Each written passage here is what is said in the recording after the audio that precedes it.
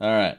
So I've had a lot of groups asking me how to actually create a real-time BCI, and the recommendation I give everybody is to use the LabStreamingLayer. So I'm going to walk you through some basics of LSL, and I'll also go through an example, really simple BCI use case and implementation with LSL. So as a quick overview, the point of LSL is to essentially create these different data streams. So you'd want to create a data stream for your EEG, for example, and then also an additional stream for a marker. And the marker stream is going to essentially contain information about which event has occurred. And you can use this within a synchronous BCI in order to tell the system, hey, we've just got an event. I need you to process this data, classify it, and then return that some information to the actual front end task in order to make a full closed end system. LSL is just an extraction. It's just another layer of abstraction over the UDP protocol, but it's very useful and it works natively on a bunch of different languages and operating systems. We're going to stick within Python, and we're also going to use the OpenBCI GUI's LSL widget. And it was developed by Christian Kotha at the Schwartz Center here at UCSD. He's also the one who developed BCI Lab. He's done a lot of cool stuff. So LSL is a good tool to learn because it's probably the most popular real-time BCI tool. All the main manufacturers support it: Brain Vision, Biosemi, GTech, OpenBCI, obviously. And you can also synchronize LSL streams online using something like PyLSL or the MATLAB LSL stuff, or something like BCI Lab. And you can also synchronize data offline using software like the Lab Recorder, and it saves into an XDF format. And this format can be used within EEG Lab with PopXDF, or within Python using PyXDF in order to start analyzing your offline data relatively easily. And you can use LSL for pretty much anything. It doesn't have to just be time series and asynchronous EEG data. You can use it to communicate between programs in different languages. It's a general purpose thing. So here's a very simple non-blocking architecture for a BCI. Essentially, everything on the left is one program and everything on the right is one program. Our task is going to be the actual task that the participant is interacting with. In this case, I'm going to be showing you a simple motor imagery task. It's going to be very simple. And then the backend is what's going to be taking in the EEG data and the event stream and processing the data and returning some value. So I have these three different streams. The arrows indicate which direction the stream is going. So if it's a down arrow, it means it's a stream that's going out of the process. And if it's an up arrow, it means it's going into the process. So from task, we see that it's releasing an event stream, and that's going to be picked up by backend.py, and it's taking in a BCI result stream. So this is going to be the BCI telling it, hey, this is the result of our classification. And again, that's coming from the backend. The backend is slightly more complicated because it's taking in the EEG stream. So this is the real raw EEG data. It's also taking in the event stream from the task. And remember, the EEG stream is going to come from your source of amplification and digitization. In this case, it'll be the OpenBCI GUI or OpenBCI LSL. And then it needs to communicate with the task program. So it also is going to create its own marker stream, which is going to contain BCI results. So the way that you would do this in a more serious system, so like in my BCIs that I use multiprocessing and multi-threading so that everything is still launched and executed within a single program.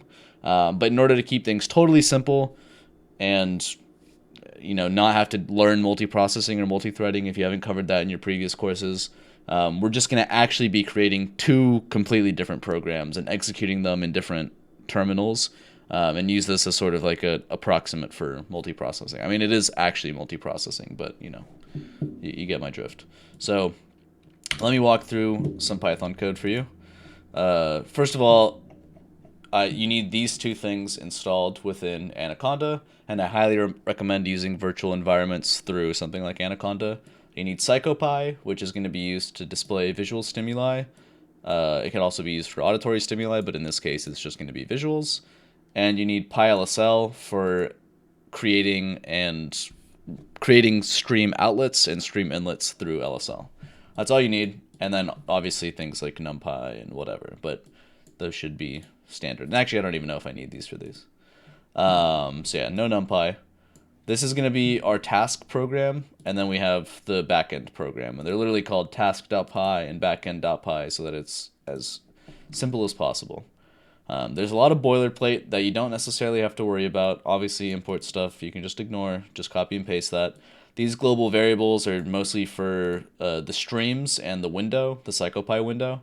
An important variable here is to set your refresh rate correctly. We're using the amount of time that a frame is on for all of our timing. So this should be set to your monitor's refresh rate. I have a 165 hertz monitor, so I have that. You probably have a 60 hertz monitor, so change that to 60. And then the window width and height, you usually want it to be the size of your monitor so that it's full screen. But since I'm recording a bunch of other stuff, I'm just making it small. And then background color, this is using black would be -1, -1, -1, and white would be 1, 1, 1. So 0, 0, 0 is just a gray color. Most of what's happening is within our paradigm function. Essentially, all this is going to be doing is what's in the comments. So it's going to iterate through showing a direction for 1 second, then a blank screen for 500 milliseconds. It's then going to just have a fixation cross. So this is when people are actually doing motor imagery. Doing motor imagery here. Then we're going to have another blank screen for 500 milliseconds. Then we're going to get the classification result from the backend, and we're going to show that to the user for a second.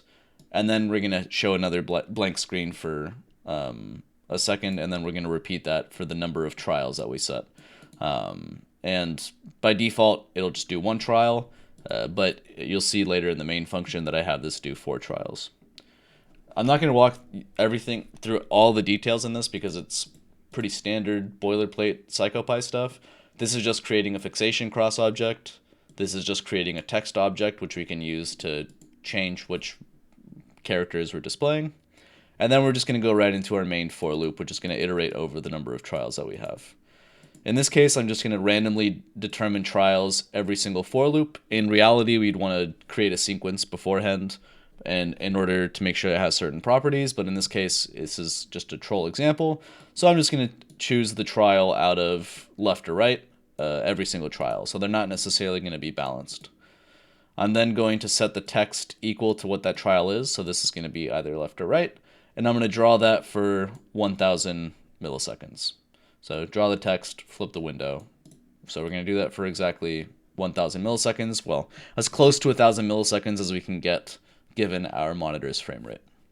Then I'm going to show a blank screen for 500 milliseconds, so I'm not drawing anything, just flipping the screen. And then I'm going to draw a fixation cross for 3000 milliseconds, or 3 seconds.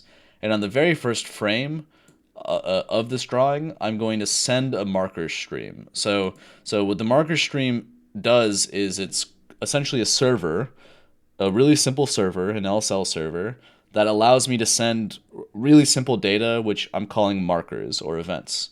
And all I'm sending in this vector string format is what trial has just been shown. So this is either going to be left or right. So that's all this is doing, is that on the very first frame of this part of the program, it's just going to be sending a left or a right.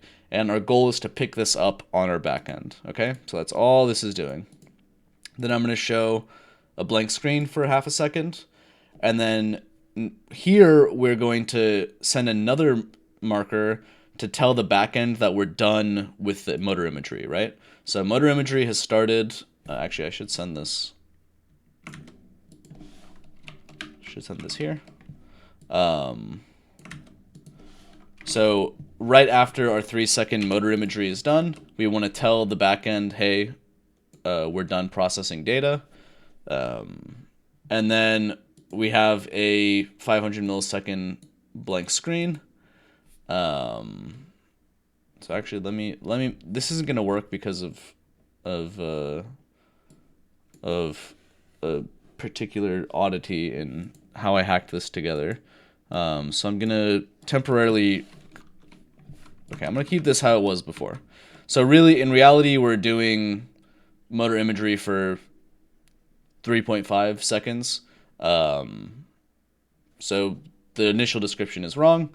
But either way, the goal is to, after we've done motor imagery, we want the backend to understand that we're done doing motor imagery so we can actually process all of the data and extract what we want from it. So that's why we send it a blank signal. So we send left or right, and then we send blank, and that tells it that it's done. And then we start looking for our result marker. So the backend is going to send some result. In this case, it's going to try to do classification, and it's going to either say that we classified this as left or classified this as right.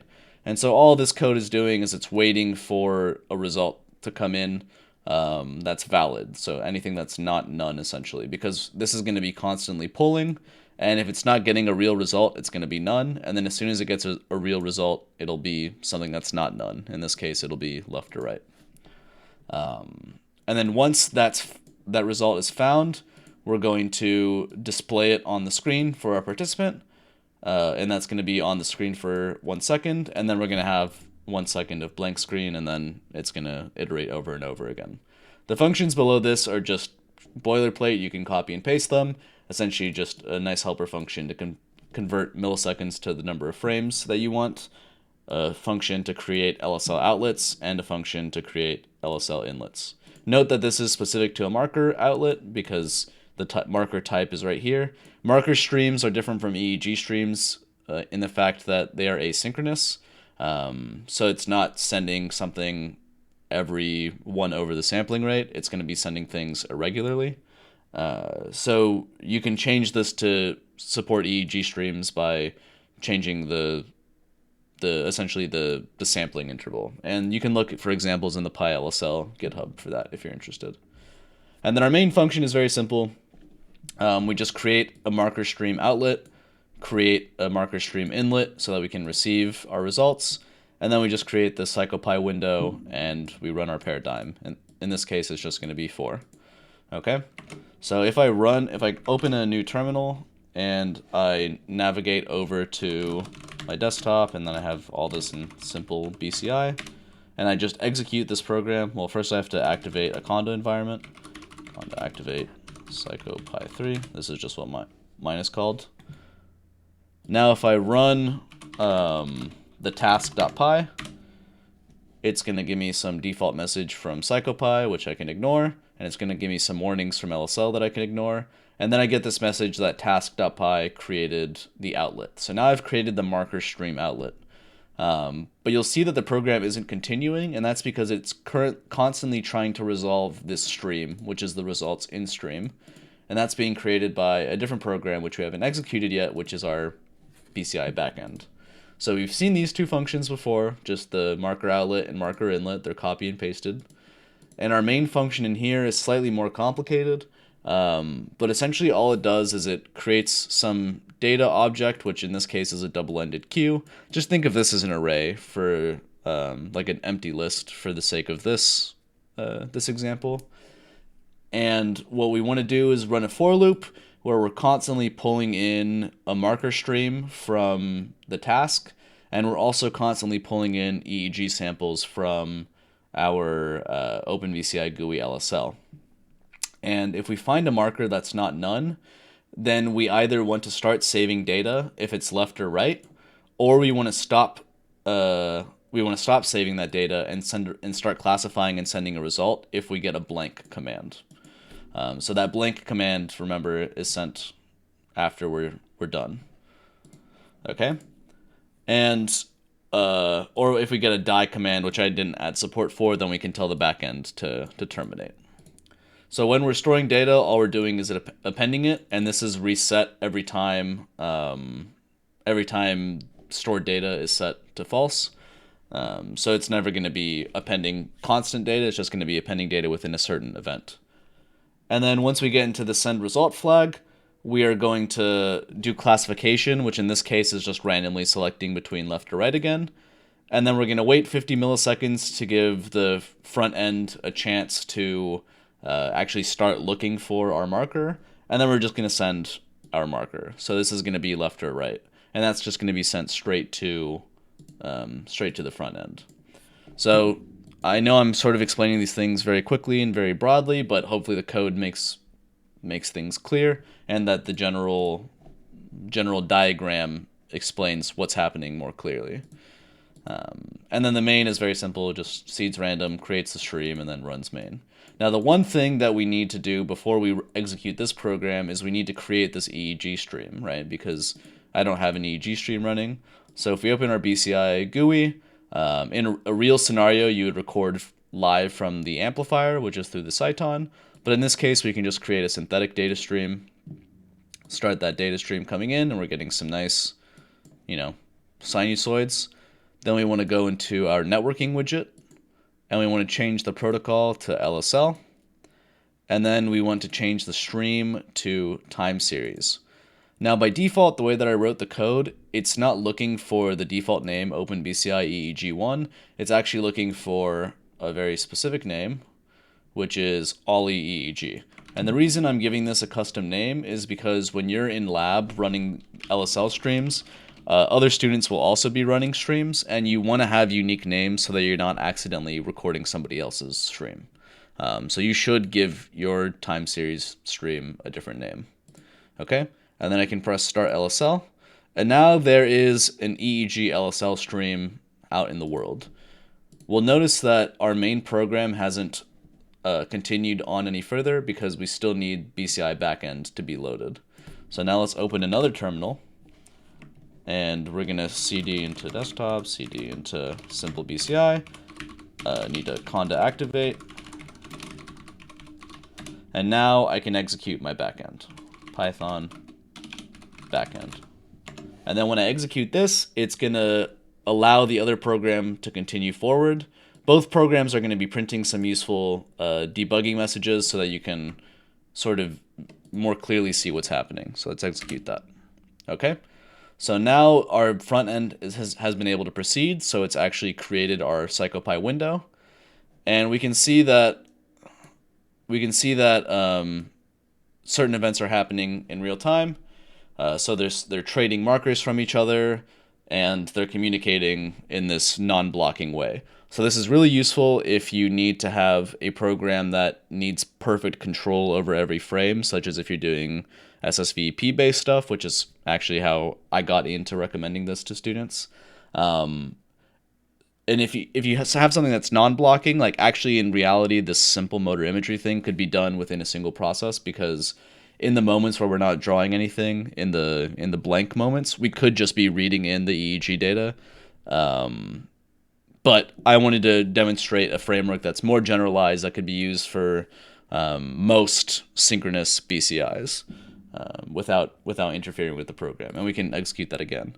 Now, one thing to keep in mind is you do have to run these in order. So if I run backend.py and then frontend.py, the streams aren't necessarily going to be, well, in this case, it's working for now, but the result stream might not work. Okay, so this is good. This actually worked out. I would still recommend running task.py first and then the backend.py, because I don't think it's guaranteed that the streams resolve in the correct way. Like there might be some blocking. In this case, it worked out, but I would suggest running task first and then backend. But okay, that's it. Hopefully this lecture was useful. The source code will be provided in the description of this video and then also on Canvas. I'll post a link to my GitHub repo. If you have any questions, come to office hours. I do prefer answering questions in office hours rather than during the lab section, since I often have many groups that I'm trying to work with. And feel free to ask questions on Piazza as well, and some other students who have had experience with LSL can help you as well. All right, thanks.